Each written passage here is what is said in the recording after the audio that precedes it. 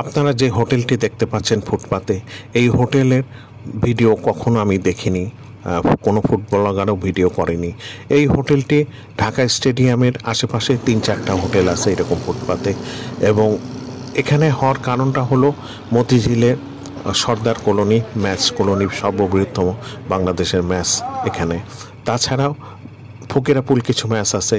এইগুলার রাত্রে খাবারের কিছু অংশ তারা নিয়ে আসে এবং তার সাথে কিছু খাবার অ্যাড করে এখানে বিক্রি করে। এই খাবারের গ্রাহকরা বেশিরভাগই যারা ফুটপাতে জীবনযাপন করে, যারা রিক্সা চালায়, সর্বগরিব সর্বনিম্ন লোকরা এখানে খেয়ে থাকে। 30 টাকা, 20 থেকে 30 টাকার ভিতর তারা মাছ এবং ডিম দিয়ে খেতে পারে পেট ভরে।